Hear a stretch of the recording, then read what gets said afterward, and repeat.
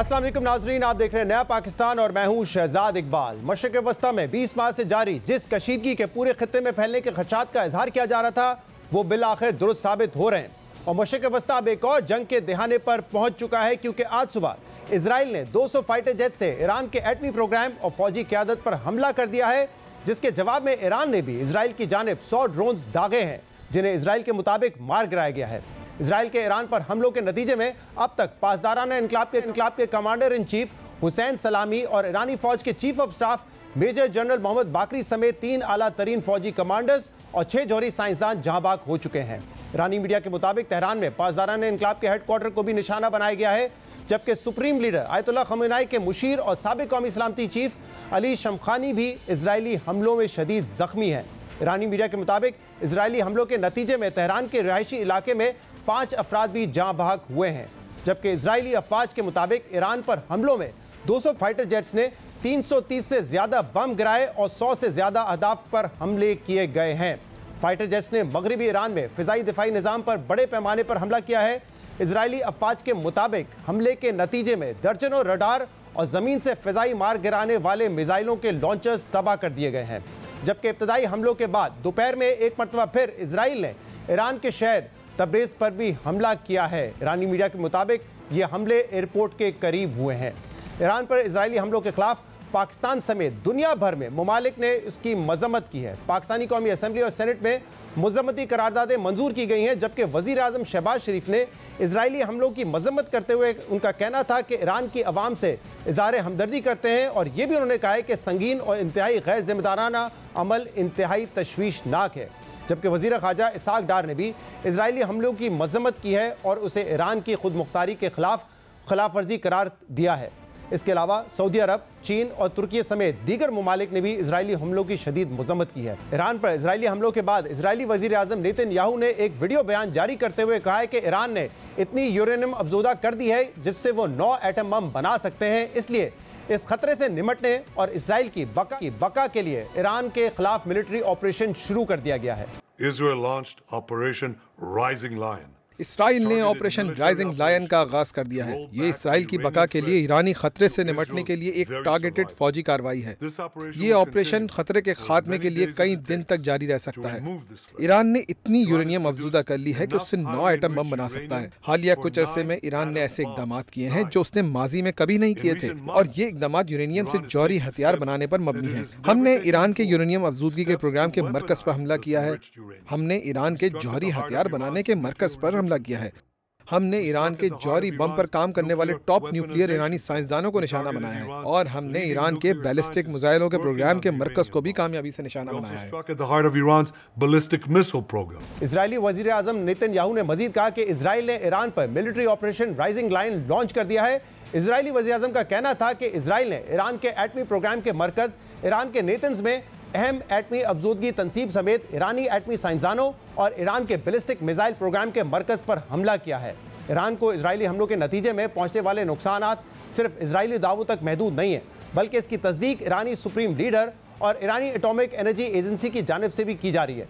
ईरानी atomic agency के मुताबिक Israeli हमलों में ईरान के मरकजी न्यूक्लियर अफजूदगी की तनसीब नेतन्स को नुकसान ज़रूर पहुंचा है, ताहम ये नुकसान सतही नौयत का है, जबकि अफजूदगी की सलाहियतें ज़ेर ज़मीन मौजूद हैं। अहम बात यह कि यह तनसीब तेहरान से 150 मील जनूब में वाक़ है और यहाँ हज़ारों सेंट्रीफ्यूज मौजूद हैं जो एटमी तवानाई के लिए यूरेनियम अफजूदा करते हैं। इंटरनेशनल एटॉमिक एनर्जी के सबरा राफेल ग्रोसी के मुताबिक ईरान ने तस्दीक की है कि नेतन्स की तनसीब मुतासर हुई है, लेकिन रेडिएशन के लेवल में किसी किस्म का इजाफा नहीं देखा गया है। सबरा इंटरनेशनल एटॉमिक एनर्जी के मुताबिक अस्फहान और फरोदो में ईरान के दीगर न्यूक्लियर तनसीबात को कोई नुकसान नहीं पहुंचा है।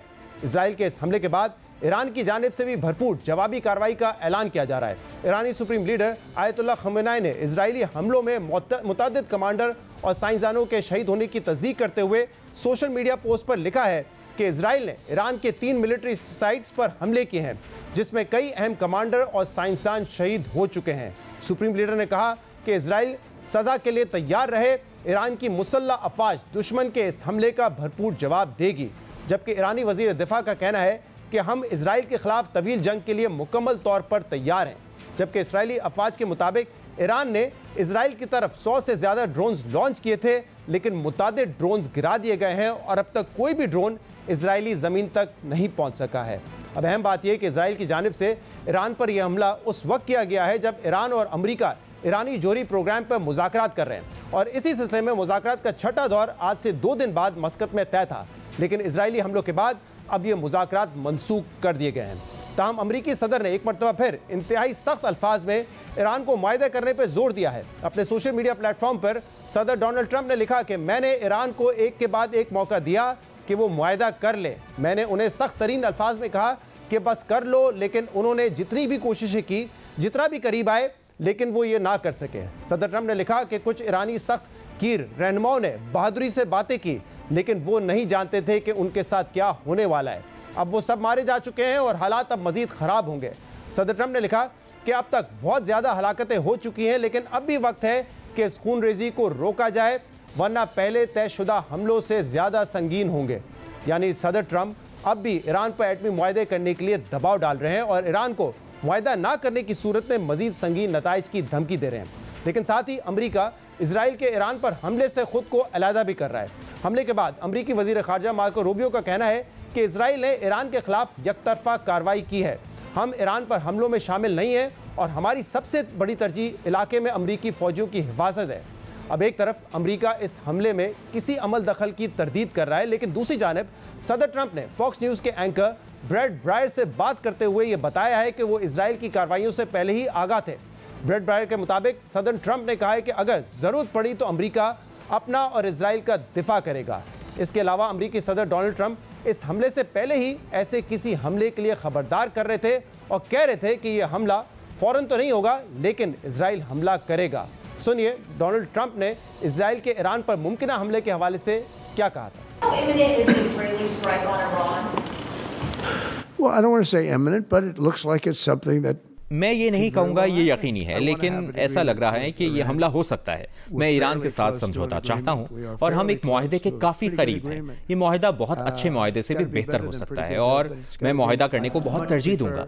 जब तक ईरान के साथ मुआहदा नहीं हो जाता, मैं नहीं चाहूँगा कि इसराइल हमला करे, क्योंकि ऐसा करने से मुआहदे पर असरात होंगे। हमारी ईरान के साथ बहुत अच्छी बातचीत हो रही है। मुआहदा होता है या नहीं मैं कुछ कह नहीं सकता, लेकिन ये जल्द मुकम्मल हो जाएंगे। लेकिन मैं वाज़ेह कर देना चाहता हूँ कि ईरान का हमारे साथ हो या ना हो, लेकिन ईरान जौहरी हथियार नहीं रख सकता।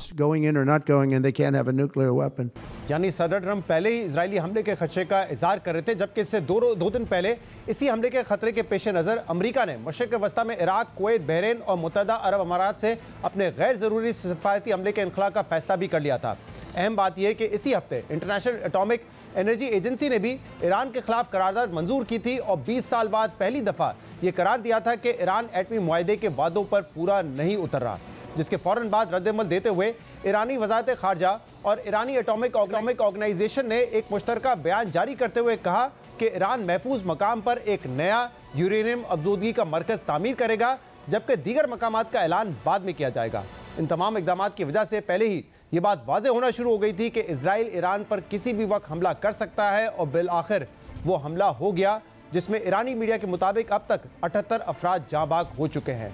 मशरिक़ वस्ता में पैदा होने वाली इस पूरी सूरत पर हम बात करेंगे, तजिया हासिल करेंगे lieutenant general retired Mohammad Saeed साहब का, जो पाकिस्तान के फॉर्मर CGS रह चुके हैं, और इसके अलावा इस वक्त क्या अपडेट है एग्जैक्टली ईरान पे जिन मकामात पर हमला हुआ है वहाँ पे सूरत हाल क्या है। अफजल रजा उस पर हमारे साथ बात करने के लिए मौजूद होंगे, ब्यूरो चीफ है Iranian Islamic Republic of Iranian news agency के। आप दोनों का बहुत बहुत शुक्रिया ज्वाइन करने के लिए। अफजल रजा साहब बहुत बहुत शुक्रिया, आपने हमें ज्वाइन किया। सबसे पहले तो बताइएगा कि इस वक्त रीसेंट अपडेट क्या है, क्योंकि हमें पता है कि फ्राइडे अर्ली मॉर्निंग इजराइल की तरफ से जो हमला हुआ उसमें उन्होंने जो मिलिट्री लीडरशिप है ईरान की उसको भी निशाना बनाया, और इसके अलावा नेतन्स में जो न्यूक्लियर फैसिलिटीज़ हैं उनको भी टारगेट करने की कोशिश की। और अब से कुछ देर पहले खबर आई थी कि तबरेज़ पर भी जो एयरपोर्ट है वहाँ पर भी हमला किया गया है। एग्जैक्टली क्या सूरत हाल है इस वक्त? जी बिस्मिल्लाहिर्रहमानिर्रहीम, आपका शुक्रिया अदा करता हूँ मुझे अपने प्रोग्राम में वक्त देने के लिए। देखिए, आज अल सुबह होने वाली इस जारहियत पे न सिर्फ मिलिट्री लीडरशिप की रिहाइश गाह को निशाना बनाया गया, opposite to the claim by the Israeli occupation official, उन्होंने सिविलियंस आबादी को बड़ी तादाद के 4-5 ऐसे जगह थे जो कि सिविलियन रिहाइश इलाके जाने जाते थे। वहाँ पे civilian casualties, human casualties including women and children की कंफर्म रिपोर्ट्स हैं। न्यूक्लियर साइट से मुताल्लिक मैं इतना बता सकता हूँ कि नतन वहाँ पे इस्फहान के करीब एक एरिया है, वहाँ पे कोई ब्लास्ट या कोई मिसाइल हिट होने की रिपोर्ट है कंफर्म। अदर जो इंस्टॉलेशन है ईरान के according to the Iranian atomic energy organisation वो सेफ एंड साउंड है। जी तबरेज के एयरपोर्ट पर भी कोई मिसाइल हिट होने की रिपोर्ट्स हैं। डेवलपमेंट्स तो आई थिंक इसके बाद ईरान किस तरह इसको कैलकुलेट करेगा और डेफिनेटली एक स्ट्रॉन्ग रिस्पांस जो कि बिल्कुल मुख्तलिफ होगा ऑपरेशन ट्रू प्रोमिसेस 1 और 2 से, जो मिलिट्री लीडरशिप के इसका डिसाइड करेंगे और सिविलियन गवर्नमेंट इसको लीड करेगी। राइट, और ये बताइएगा क्योंकि ये इतलात आई कि ईरान की तरफ से भी जो है वो 100 से ज़्यादा ड्रोन्स लॉन्च किए गए, लेकिन इजराइल का ये कहना है कि कोई भी ड्रोन उनकी सरहदों पर आके नहीं गिरा है, उनके इलाकों में नहीं गिरा है, इनफैक्ट उनको पहले ही इंटरसेप्ट कर लिया गया था। क्या यही इतलात है? नहीं, बिल्कुल ऐसे कोई ड्रोन हमले ईरान से नहीं हुए। मैं समझता हूं कि सबसे पहले डेवलपमेंट यह है कि ईरान में कोई भी लीडरशिप शहादत या किसी असैसिनेशन पे इसको हटाया जाए, काम नहीं रोकेंगे। जिस तरह सुप्रीम लीडर आयतुल्लाह खामेनी ने आज अपने ईरानियन नेशन को मुखातब करते हुए पैगाम में कहा है कि काम तो जारी रहेंगे। शहादतें हुई है कुछ कमांडर्स की, सिविलियंस, साइंटिस्ट की, उनकी जगह बिल्कुल दूसरे जानशीन आए हैं। आपने देखा ईरानी आर्मी चीफ को नए चीफ ऑफ जनरल स्टाफ तैनात किया गया है, जनरल मूसवी को, और जनरल पाकपुर को न्यू आयर जैसे के कमांडर बनाया गया है। तो इन द 24-48 आवर्स इंतहाई सेंसिटिव है। इसी 1-2 दिन के अंदर इसका डिसीजन लिया जाएगा कि किस तरह इजराइल की इस खुली जारहियत का जवाब दिया जाए। सही, आप कह रहे हैं कि एज ऑफ नाउ अभी तक ईरान की तरफ से जवाब नहीं दिया गया है इस हमले का जो कि जुमे की सुबह हुआ है।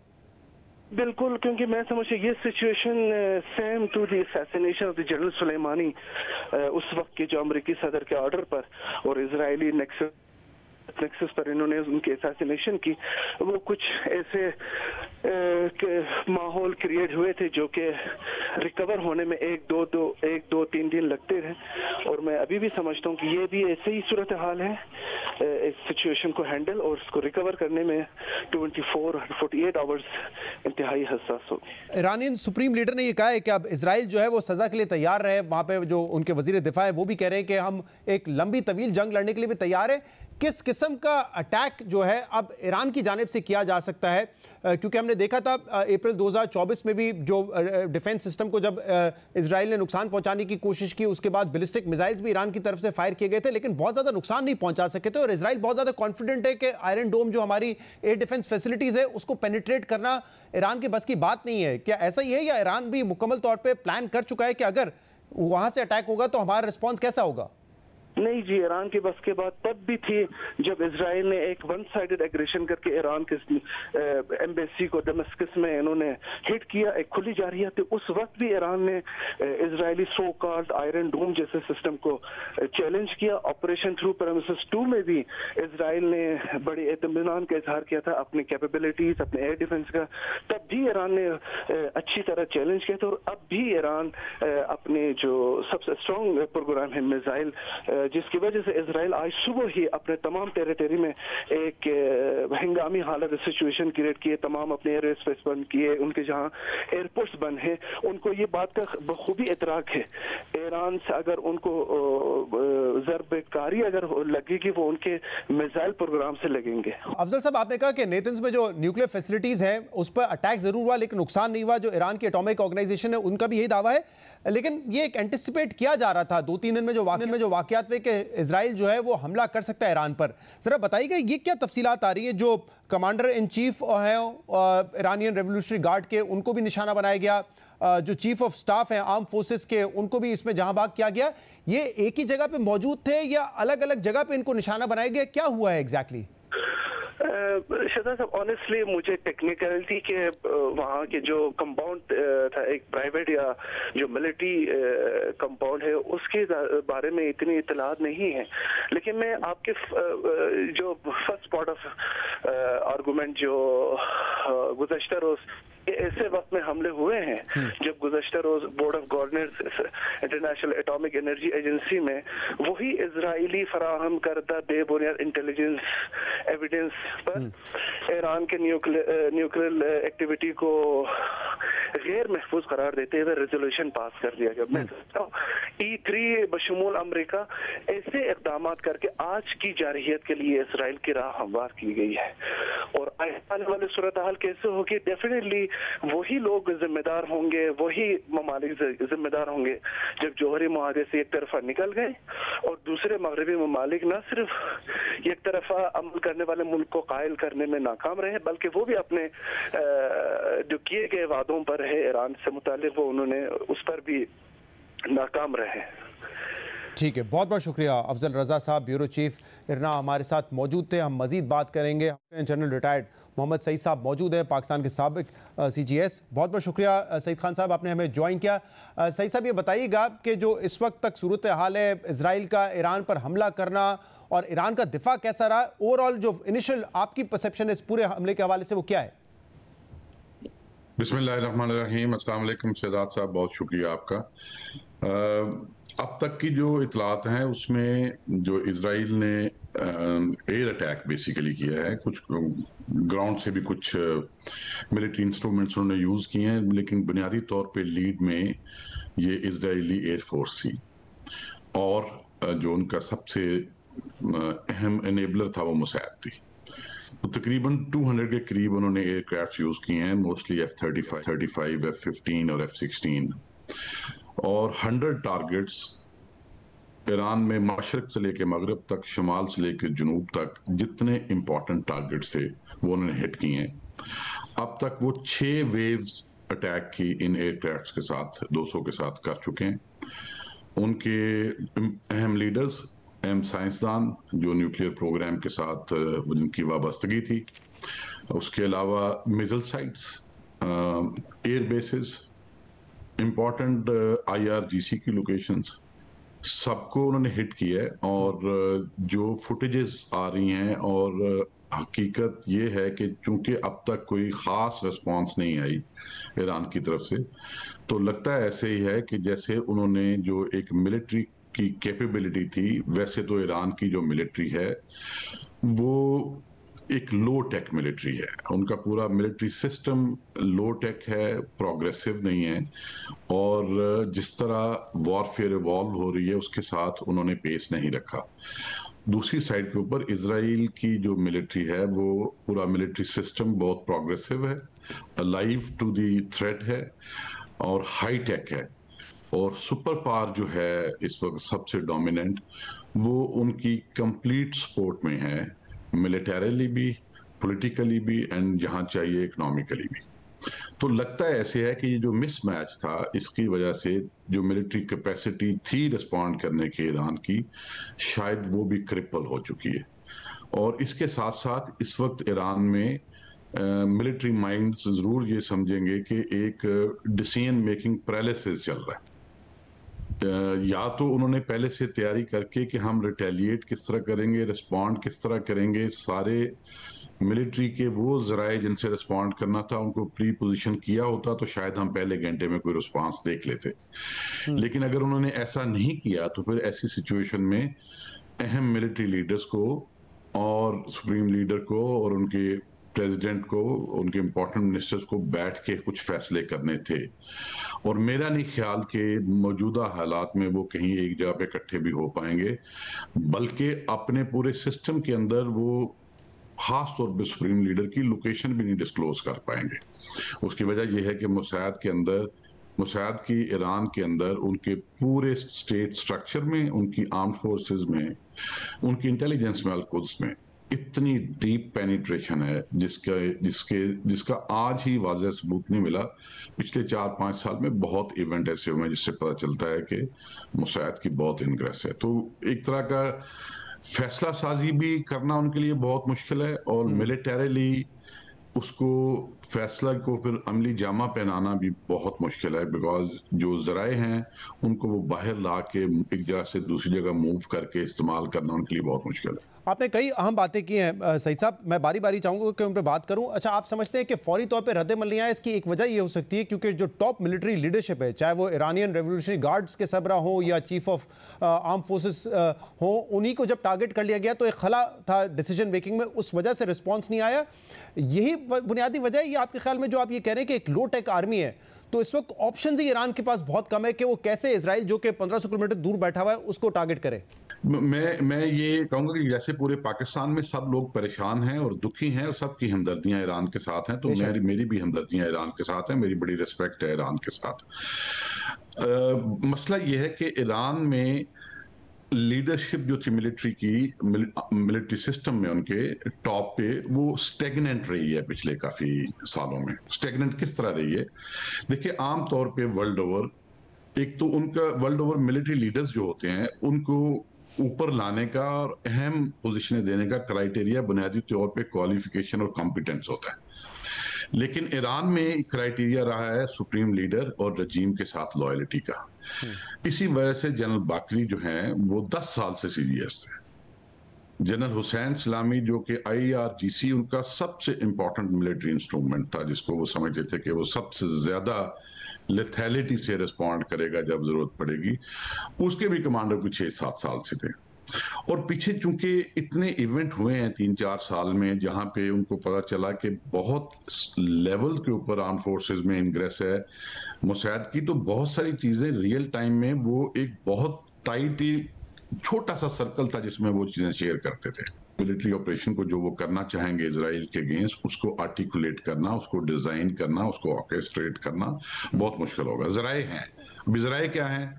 बुनियादी तौर पे बैलिस्टिक मिसाइल्स में उनके पास 3-4 मिसाइल्स ऐसे हैं, जैसे जुल्फिकार है, ये इजराइल तक पहुंच सकते हैं। सही साहब, आप फरमा रहे कि ईरान के पास भी ऐसे बैलिस्टिक मिसाइल्स हैं जो पेनिट्रेट कर सकते हैं इजराइल में? जी, मैं ये कह रहा था कि उनके पास बैलिस्टिक मिसाइल्स, टोटल मिसाइल्स उनके जो इंटरनेशनली जो लिटरेचर में कोट होता रहा है वो 3000 से ज्यादा हैं उनके पास।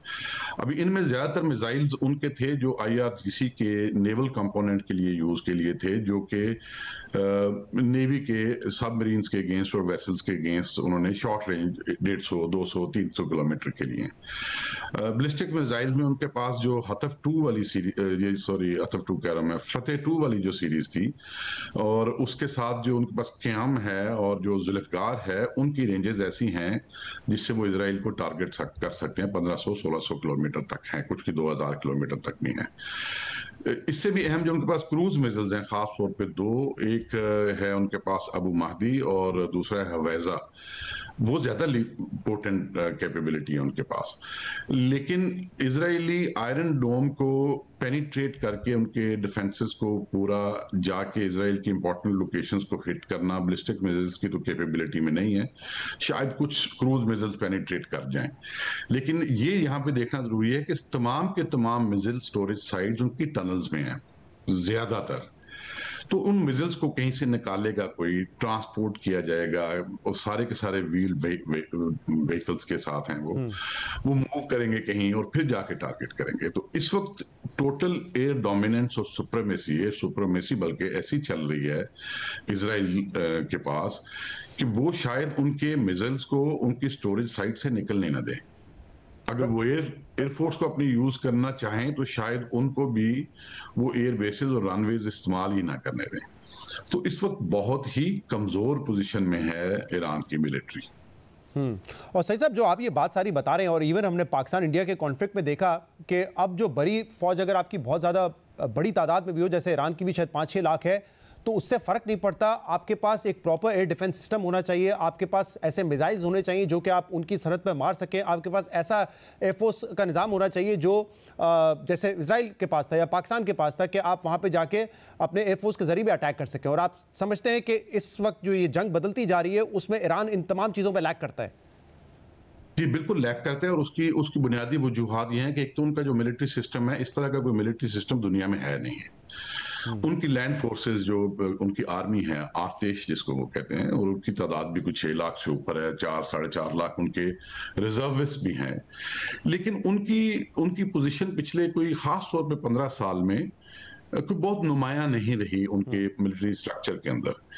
सबसे ज्यादा इंपॉर्टेंस हमेशा IRGC को ही दी जाती रही है। IRGC ही हर मर्ज का इलाज समझा जाता है। और ये भी बड़ी है, कुछ जो नए लोग जानते हैं उनको शायद हैरानगी हो कि उनकी ईरान की एयरफोर्स भी है, नेवी भी है और लैंड फोर्सेस भी हैं। लेकिन IRGC की अपनी सेपरेट लैंड फोर्सेस है, सेपरेट एयरफोर्स है, सेपरेट नेवी है। और इनमें बड़ा एक डिस्कम्फर्ट, एक टफ वॉर, एक थोड़ा सा फ्रिक्शन भी रही है हमेशा, बिकॉज IRGC की सुप्रीम लीडर को जो असेस होती है वो बाकी फोर्सेस को नहीं होती। अच्छा, अब इनकी जो कैपेबिलिटीज की डेवलपमेंट का फोकस पिछले 20 साल में रहा है वो सारा इरेगुलर वॉर की तरफ रहा है। इनका जो प्रॉक्सीज के जरिए रहा है जी, प्रॉक्सीज के जरिए ज्यादातर उन्होंने अपनी लड़ाइयां लड़ी हैं। तो जो आप प्रॉक्सीज की बात कर रहे हैं, देखें इनको तो बहुत लिखा और इनके ऊपर बहुत बोला जाता है। मैं इसको नेटवर्क ऑफ इन्फ्लुएंस कहूंगा, क्योंकि ईरान जो उनकी प्रॉक्सीज थी सब जानते हैं, उनके थ्रू सिर्फ अस्करी अहदाफ या सिर्फ इजराइल को वीक करने के लिए काम नहीं कर रहा था। उनके कुछ और भी मकासद थे इन प्रॉक्सीज के जरिए। अच्छा, इन्होंने बड़ी कामयाबियां भी हासिल की ईरान के लिए, अल-कुद्स के लिए खास तौर पे, और कामयाबियां मिलने के बाद पिछले खास तौर पे 10 साल में बहुत इन्वेस्टमेंट एक्सटर्नली की ईरान ने इरेगुलर वॉरफेयर और अल-कुद्स के थ्रू इन प्रॉक्सीज में, और इंटरनली उन्होंने बहुत इन्वेस्टमेंट की अल-बसीज में। अभी अल-बसीज एक ऐसी चीज है जिसके बारे में आम लोग कमेंट नहीं करते। ये आप समझ लें कि उनकी इंटरनल इंटेलिजेंस है, और इसकी तादाद के बारे में बहुत गेस वर्क्स हैं, लेकिन रफली 1.5 मिलियन है। नेटवर्क ऑफ इन्फ्लुएंस है, इसमें बहुत ज्यादा इन्वेस्टमेंट पिछले 10-15 साल में ईरान ने की अल-कुद्स के थ्रू। इसी तरह उनके इंटरनल फ्रंट के ऊपर जिस पर कम बात की जाती है, अल-बसीज, ये भी उनकी एक समझ लें इंटेलिजेंस एजेंसी है जिसके बारे में कुछ फिगर्स के ऊपर बहुत ज्यादा इत्तेफाक नहीं है, लेकिन ये ज्यादा सोर्सेज ये कहते हैं तकरीबन 1.5 मिलियन लोग हैं उसमें, और वो बुनियादी तौर पे रजीम के लिए और सुप्रीम लीडर के लिए, जो रजीम की बका है उसके लिए इंटरनली इंटेलिजेंस पे काम करते हैं। अब इन दोनों पे तो बहुत इन्वेस्टमेंट की है ईरान ने, अल-कुद्स पे जो एक्सटर्नल आर्म है और सी जो इंटरनल आर्म है, लेकिन high tech military equipment, hardware, technologies, इसके ऊपर वो इतनी इन्वेस्टमेंट नहीं कर पाए। वो उसकी 2 वजूहात थी। एक तो ये कि वो बहुत देर से सैंक्शन में है, और वो ये जो वेस्टर्न टेक्नोलॉजी है इसके मुकाबले की टेक्नोलॉजीज कहीं से दुनिया से खरीद नहीं पा रहे थे। और दूसरी उनकी अपनी इंडिजिनस कैपेसिटी भी कोई ऐसी नहीं है कि वो ऐसा मिलिट्री हार्डवेयर प्रोड्यूस कर पाए जो कि अमेरिकन सप्लाइड या इजराइल का अपना इंडिजियसली प्रोड्यूस्ड हार्डवेयर जो है उसका कोई तोड़ हो, उससे या उससे सुपीरियर हो या उसके बराबर हो। जी, और आई एम श्योर इसका ताल्लुक जो है वो ईरान की इकोनॉमिक कंडीशन से भी हो सकता है। एक तवील अरसे तक सैंक्शंस रहे, उसके भी असरात यकीनन होंगे। लेकिन आप ये जो कह रहे हैं कि अल-बसीज उनकी एक इंटरनल इंटेलिजेंस एजेंसी थी जिसमें उन्होंने बड़ा वक्त और पैसा भी लगाया है, लेकिन फिर क्या वजह है? क्योंकि आपने अपने पहले जवाब में भी कहा, और मेरे ख्याल से ये एक आम इंफॉर्मेशन है कि मोसाद की पेनिट्रेशन बहुत ज़्यादा है, क्योंकि एक ही रात में अटैक में उनके जो चीफ ऑफ स्टाफ हैं ऑफ आर्म फोर्सेस उनका जहाँ भाग हो जाना, रेवोल्यूशनरी गार्ड के जो कमांडर हैं उनका जहाँ भाग हो जाना, जो खुद सुप्रीम लीडर के एडवाइज़र हैं वो इस वक्त शदीद ज़ख्मी हैं, तो ये यकीनन विदाउट इंटेलिजेंस तो नहीं कर सकता था इजराइल ना? जी बिल्कुल, ये देखें, ये तो आज हुआ ना।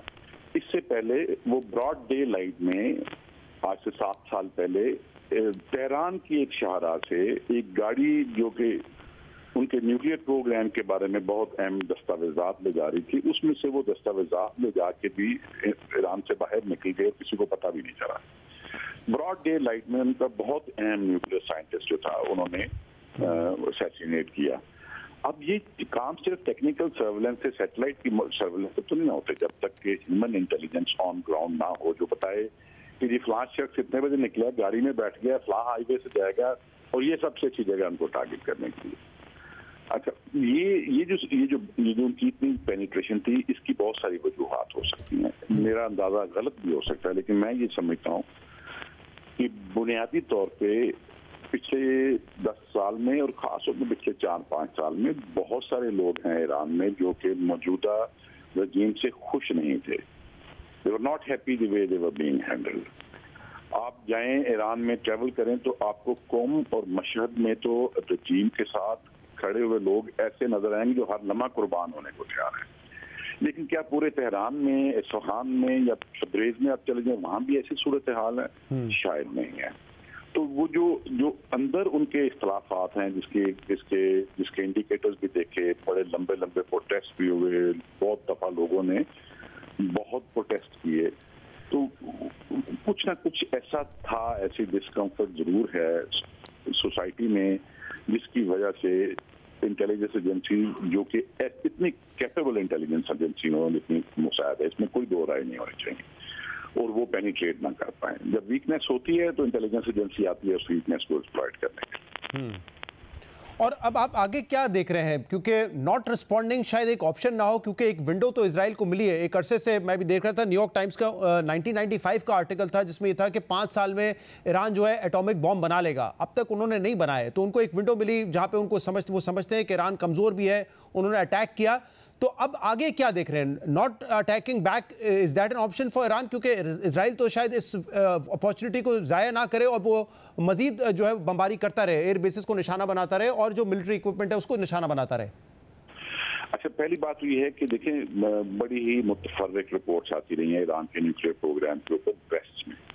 अब क्योंकि वो वेस्ट से आ रही थी तो उनको मनोवान तो आप यकीन नहीं कर सकते। उसकी वजह यह है कि वेस्ट ने इराक की इन्वेजन से पहले तो बताया था कि उनके पास केमिकल वेपन्स भी हैं, वेपन्स ऑफ मास डिस्ट्रक्शन भी हैं, ये है वो है। तो 10 साल फिर वहाँ वेस्ट की फोर्सेज मौजूद रही, कोई ट्रेस ऑफ एविडेंस तो कहीं से वो निकाल नहीं सके। अभी वेस्ट से तो ये भी आता रहा कि भी 5 साल की दूरी पे हैं वो, कभी 1 माह की दूरी पे हैं। आज प्राइम मिनिस्टर नेतन्याहू ने भी कहा कि वो 1 महीने में 9 तक एटॉमिक डिवाइसेज असेंबल कर सकते थे। इससे पहले यहाँ तक भी कुछ एनालिस्ट कहते रहे कि शायद वो पहले ही कोई डिवाइस बना चुके हैं। अब इसके बारे में कोई हतमी राय तो दी नहीं जा सकती। अब अगर कोई ये समझता है कि आज की स्ट्राइक से और जो स्ट्राइक्स आगे चलेंगे उससे न्यूक्लियर प्रोग्राम की हर फैसिलिटी, इंफ्रास्ट्रक्चर का हर हिस्सा जो है वो डिस्ट्रॉय हो जाएगा, तो ऐसा नहीं होगा। क्योंकि जो उनके बहुत क्रिटिकल न्यूक्लियर साइट्स हैं, फॉर एग्जांपल फर्दो है या नातांज है, ये इस तरह की साइट्स के अंदर बहुत सारा इंफ्रास्ट्रक्चर डीप अंडरग्राउंड है। जैसे कोम में जो फर्दो वाला है उसकी तो वो 1 किलोमीटर पहाड़ी के नीचे है, तो वो तो एकदम नहीं हो सकेगा। लेकिन जो ह्यूमन रिसोर्स बड़ा मुश्किल है, अभी टॉप 5 साइंटिस्ट जो आज चले गए हैं, शहीद हो गए हैं, उनकी रिप्लेसमेंट तो इमीडिएटली नहीं होगी। तो ये इसके बारे में अभी कोई फाइनल वर्ड में कोई नहीं कह सकता कि उनका न्यूक्लियर प्रोग्राम कहाँ भी खड़ा है और इन स्ट्राइक्स के बाद वो आने वाली स्ट्राइक के बाद कहाँ होगा। हाँ, जो बात आपने की कि क्या वो रिस्पॉन्ड करेंगे या नहीं, रिटेलिएट करेंगे या नहीं, मिलिटरीली रिटेलिएट करना उनके लिए इस वक्त बहुत मुश्किल है। लेकिन रजीम के लिए ये क्रिटिकल है कि वो रिटेलिएट करें, और अगर वो रिटेलिएट नहीं करते और वो जिस तरह कहते रहे मैसिवली करेंगे और पनिश करेंगे, और वो जैसे कल से उन्होंने पोजीशन चेंज की है, कल और परसों की स्टेटमेंट ये थी कि क्योंकि ये यूएस की कोलैबोरेशन के साथ होगा तो हम यूएस के सारे बेसिस पे डिस्ट्राइक करेंगे। तो आज जो ट्वीट किया है सुप्रीम लीडर ने और आज जो टेलीविजन पे एड्रेस किया है उनके प्रेसिडेंट ने, उसमें उन्होंने इस तरह की कोई बात नहीं की, बल्कि प्रेसिडेंट ने जो कहा कि ये एक मेजर रिस्पॉन्स होगी, वाइज रिस्पॉन्स होगी और वायलेंट रिस्पॉन्स होगा। मतलब क्योंकि अमेरिका भी अपने आप को डिस्टेंस कर रहा है, वो कह रहे हैं उनका यूनिलैटरल, इजराइल का यूनिलैटरल एक्ट है, हम साथ नहीं है, लेकिन शायद पीछे से सपोर्ट कर रहे हो, और एक सपोर्ट तो है ही, बाकायदा अलाय तो है उनके। लेकिन आप समझते हैं कि ईरान जो है वो अमेरिकन एयर बेसिस को इराक वगैरह में नुकसान पहुंचाने की कोशिश नहीं करेगा, ये जंग को उस तरफ नहीं लेके जाएंगे? देखिए, आज जो 2 दिन पहले की स्टेटमेंट थी उसमें उन्होंने क्लियरली यूएस को भी थ्रेटन किया था, और आज बड़ी वाज़ेह पोजीशन ली है सुप्रीम लीडर ने भी और प्रेसिडेंट ने, और उसमें उन्होंने बिल्कुल जिक्र नहीं किया इसका। और ये रीजन के लिए अच्छा है, बिकॉज पूरे रीजन में अगर जिन कंट्रीज की सॉवरेनिटी को वायलेट करते हुए यूएस बेसिस को वहां हिट करेंगे, वो देखें ना, पहले ही ईरान को ये सोचना है कि वो पिछले 20 साल से पूरी दुनिया में और खास तौर पे मुस्लिम दुनिया में तनहा खड़ा है। और ऐसी ऑप्शन वो एक्सरसाइज करेंगे तो उससे तो वो तन्हाई और बढ़ जाएगी और बहुत और हालात पेचीदा होंगे रीजन में भी। अब इसराइल के ऊपर रिटेलिएट करना तो उनके लिए कंपल्शन है। मिलिटरीली उसको इस वक्त डिजाइन करना और उसको फिर मतलब एक फेज तरीके से चलाना आगे बहुत मुश्किल है, सही, बहुत मुश्किल है, बिकॉज इस वक्त उनकी कैपेसिटी बहुत क्रिपल हो चुकी है। प्राइम मिनिस्टर नेतन्याहू ने तो सुबह कह दिया था कि ये वन ऑफ नहीं है, 6 वेव्स हो गई हैं। उन्होंने कहा कि गो फॉर डेज, और कितनी देर चलती है ये कुछ कहा नहीं जा सकता। सही, तो मुश्किल लग रहा है उनके लिए बहुत मैसिवली रिस्पॉन्ड करना। बहुत बहुत शुक्रिया मोहम्मद सईद साहब, आपने अपना वक्त दिया कि बहुत बहुत शुक्रिया। नाज़रीन, प्रोग्राम में एक ब्रेक शामिल करते हैं, इसके बाद हम मजीद बात करेंगे। Stay with us. Welcome back नाज़रीन। आज सुबह इजराइल ने ईरान के मिलिट्री लीडरशिप, उनके न्यूक्लियर प्रोग्राम और सिविलियंस को निशाना बनाया है। इस पर हम मजीद बात करेंगे, जिसके लिए हमें ज्वाइन किया है आदिल नजम साहब ने, बैनुल अक़वामी अमूर के माहिर हैं। बहुत बहुत शुक्रिया आदिल नजम साहब, आपने हमें ज्वाइन किया। आदिल साहब, ये मामला शुरू हो गया है, इस पर आज जो इजराइल के वज़ीर आज़म है नेतन्याहू, उन्होंने कहा है कि हम ये दिनों तक 2 हफ्ते तक जारी रख सकते हैं। ईरान का रिस्पांस भी यही है कि भरपूर जवाब दिया जाएगा और हम भी एक तवील जंग से पीछे नहीं हटेंगे। लेकिन आपको क्या लग रहा है, ये मामला कहाँ जाएगा? क्या जल्द खत्म होने के इम्कानात हैं या नहीं? नहीं, बिल्कुल नहीं, और ना ही ये मामला अभी शुरू हुआ। आपसे भी पहले बात हुई, आप भी जानते हैं कि ये मामला जो है एक तो तवील है, लेकिन पिछले हमने गुज़श्ता कई महीनों में उसी की जो हमने हरकतें देखी, जो हमने चीज़ें देखी, उसी तसलसल की एक कड़ी है। और इसकी में कमी आने की तो बिल्कुल मेरे ख्याल में गुंजाइश नहीं है। सवाल ये है कि इसमें जो बढ़ावा आएगा वो किस किस्म का आएगा, क्योंकि हर मूव के बाद इजराइल ने उसको एक तरह से एस्केलेट कर दिया। पहले हम डायरेक्ट अटैक नहीं देखते थे, फिर हमने डायरेक्ट अटैक देखे, फिर हमने असैसिनेशन देखी, टारगेटेड असैसिनेशन, सेल फोन फट जाना वगैरह, फिर हमने टारगेटेड जो इंस्टॉलेशंस हैं उन पे अटैक देखी, और अब हमने पहली बार जदीद दुनिया में ये देखा कि न्यूक्लियर इंस्टॉलेशन पे अटैक किया गया। आज अगर आप ग्रॉसी साहब की स्टेटमेंट सुने, जो IAEA के हेड हैं, उन्होंने भी इसका जिक्र किया कि this has never happened before. So ये एस्केलेशन जरूर होगी। अब सवाल जो है स्ट्रेटेजिक, देखिए बहुत सारी चीज़ें तो बड़ी क्लियर है कि इजराइल पहले से बता चुका था करेगा, अमेरिका को बता चुका था, अमेरिका ने या इजराइल को रोका नहीं या उनकी शय दी। In either case it is very clear कि वो जो है सारी चीज़ें क्या हैं। अब सवाल ये है कि ईरान के पास क्या ऑप्शंस हैं। इन अ वे जो हमने पिछली 2-3 चीजें देखी, उसमें जब आपसे भी बात हुई दूसरों में, तो हम कहते थे कि जी बड़ी रिस्ट्रेंट दिखा रहे हैं, लेकिन उस रिस्ट्रेंट का कोई फायदा तो हुआ नहीं, बल्कि नुकसान ही हुआ। इजराइल को इस वक्त ईरान जो है वो बहुत कमजोर नजर आता है, उसके हमायती भी कमजोर है, ईरान के अंदर भी सियासत कमजोर है। तो अब सवाल ये है कि नाउ वेयर इज ईरान। एक चीज हमने नई चीज जो देखी वो ये कि पिछले 12 घंटे में आपको एक सोशल मीडिया वगैरह पे एक स्पाइक नजर आई है कि रजा पहलवी जो हैं, जो बादशाह थे, उनके जो साहबजादे हैं, उनकी बहुत सारी स्टेटमेंट्स आ गई। अमेरिकन सदर ने कहा एम्पायर ऑफ पर्शिया, ईरान का जिक्र नहीं किया, पर्शिया का किया। जो इजराइल का ये जो अटैक है, इसका जो नाम है राइजिंग लायन। लायन आपको याद होगा ईरान का जो पुराना झंडा होता था, इंपीरियल झंडा, उस पे होता था। तो एक तरह से नजर ये आ रहा है कि एक प्रेशर पड़ेगा, रिजीम चेंज आप कह लें, विद इन ईरान। और शायद वो रिजीम चेंज वाले या ये बड़ी ताकतें ये समझती हैं कि सीरिया की तरह इस वक्त ईरान इतना कमजोर है कि शायद उसको टॉपल किया जा सके। एक बहुत मुख्तसर, ईरान के पास क्या ऑप्शन है, या वो जो है अमेरिका की इंस्टॉलेशन पे जैसे उसने थ्रेट किया था अटैक करे, उसकी कॉस्ट बहुत हाई है, ना सिर्फ अमेरिका के लिहाज से बल्कि इस लिहाज से कि वो इंस्टॉलेशन जो हैं वो दूसरी मिडल ईस्ट ममालिक के अंदर हैं, कुवैत के अंदर है, सऊदी अरेबिया के अंदर है। दूसरा उसके पास ये है कि वो कोई ट्रेड किस्म की गल्फ ऑफ हॉर्मूज में जो है आपको नेवल एक्टिविटी नजर आए, जिससे बहुत बड़ी एक ग्लोबल किस्म की एक इम्पैक्ट हो। और तीसरा ये है, आखिरी और सबसे अहम मेरे ख्याल में, कि अगर सवाल सारा ये है कि Iran is near nuclear capability, तो क्या कल परसों हमें ये खबर मिलेगी कि ईरान ने एक न्यूक्लियर एक्सप्लोजन कर दी, राइट, और वो बाहर आ गया। इस वक्त तो ये लगता है कि they may be near but they are not there. और अगर वो हो जाता है तो उसका जो अहमियत है वो कहीं ज्यादा होगी बनिस्बत anything they can do in Israel. So मुझे कोई इल्म नहीं है कि इनमें से क्या होगा, लेकिन इस वक्त जो चेस बोर्ड के सारे मोहरे हैं, दे सजेस्ट कि इसमें कमी की गुंजाइश नहीं है, और जिस तरफ भी जाएगी ये गेम ज्यादा खराब हो सकती है। और आप ये दुरुस्त कह रहे हैं, जब मैंने पहले कहा कि आज ये शुरू हुआ है और आपसे भी इस वाले पर बात होती रही, खासतौर पे पिछले 15-20 महीनों में तो हमें ये लग रहा था कि शायद ये किसी वक्त भी जंग जो इजराइल ने हमला किया गजा के ऊपर और इसके बाद ये सारा मामला मशरिक़ वस्ता में फैल सकता है। अब आपको लग रहा है कि ये इजराइल और ईरान ही रहेंगे इसमें, या ये मशरिक़ वस्ता के लिए भी बड़ी ख़तरनाक बात है इस वक्त? यकीनन खतरनाक है, यकीनन खतरनाक है। एक हमने दूसरी जंग अजीम के बाद जो जंगें देखी वो मुख्तलिफ हैं। एक तो उनमें आप देखें ना, कोई जीतता नहीं है, कोई जंग नहीं हुई दूसरी जंग अजीम के बाद जिसमें आप कह सकें ये वाजे एक विक्टर है। एक नई स्टेबिलिटी आ जाती है, कहीं कोई रजीम चेंज हो जाती है, लेकिन वो जो था ना कि एक मुल्क पे दूसरे ने फतह कर लिया और उसको खत्म कर दिया, वो वाली चीजें तो रही नहीं। दूसरा हमने ये देखा कि जो जंग में नहीं भी मुब्तला होता है उसके क्योंकि आपके कनेक्शन इतने ज्यादा है। कतरगामी की माज़रत, यहाँ पे भी शायद इजराइल का हदफ ये तो नहीं होगा कि हमने काबिज हो जाना है ईरान के ऊपर, लेकिन उन्होंने ये तो दिखाना है कि मिडिल ईस्ट में हम ही एक पावरफुल ताकत है जो जब चाहे जिस पर चाहे हमला कर सकते हैं। और अगर वो सीरिया का मॉडल देखते हैं तो मेरे ख्याल में इजराइल का हदफ और शायद अमेरिका का भी, उनकी सोच ये है कि ईरान इस वक्त इतना कमज़ोर है सियासी तौर पे भी और फौजी तौर पे भी कि उस रजीम को टॉपल कर देना जो है वो आसान है।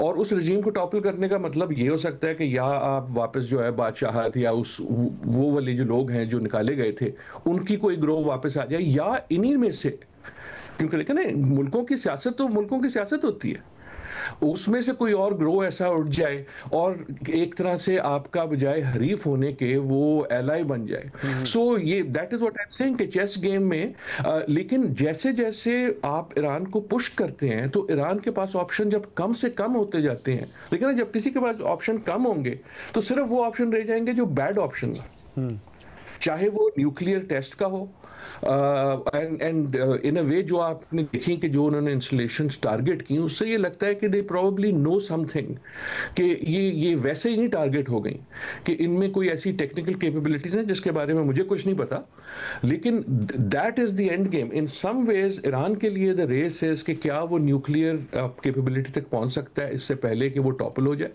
और इजराइल अमेरिका शायद ये चाह रहा है कि इससे पहले कि वो वहां पहुंच जाए वो उसको टॉपल कर दे। आप जब बात कर रहे हैं कि अब जो ऑप्शंस रह जाते हैं वो बैड ऑप्शंस हैं, क्या इसका ये भी मतलब है कि आप भी समझते हैं कि ईरान जो है वो टेक्नोलॉजी वाइज मुकाबला नहीं कर सकता इस जंग में इजराइल का? इस वक्त तो बिल्कुल वाज़ेह है कि नहीं कर सकता। और अब जो हमने टेक्नोलॉजी देखी है, देखिए ये चीज़ें निकलेंगी, ये जो सेल फोन फट जाना वगैरह है, मेरे ख्याल में इसके पीछे हमें नज़र आएंगी कि ये जो AI किस्म की पैलेंटियर किस्म की कंपनीज हैं, this is a very new warfare. इसीलिए मैं कह रहा हूँ अगर मिलिटरीली होता है तो डू नॉट ऑल्सो हम टेक्नोलॉजी के चक्कर में कई बार भूल जाते हैं कि मे बी ईरान की जो जियोग्राफी है उसके पास समुद्री ताकत की के मुजाहरे के लिए एक ऑप्शन मौजूद है, स्ट्रेट ऑफ हॉर्मुज, जहां से दुनिया की बहुत सारी तिजारत जो है गुजरती है, वो भी एक तरह से न्यूक्लियर ऑप्शन है। लेकिन इस वक्त तो ये है कि ईरान का असली न्यूक्लियर ऑप्शन जो है वो न्यूक्लियर ऑप्शन ही है।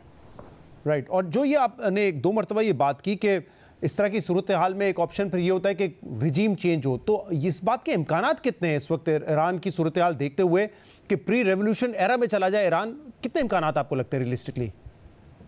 मुझे नहीं पता, मुझे बिल्कुल नहीं पता, लेकिन मुझे ये नजर आ रहा है कि पिछले 12 घंटे में देखिए हर कार्रवाई के बाद ये जो थे ना, ये जो होते हैं जो डिसरेंट ग्रुप्स हैं बादशाह वाले वगैरह, वो कोई बात करते थे, लेकिन इस बार जो आपको मिली है ना एकदम बहुत ज्यादा, उससे लगता है कि या उनको शय मिली है या उनके पीछे जो ताकतें हैं वो समझती हैं कि ऐसा हो सकता है।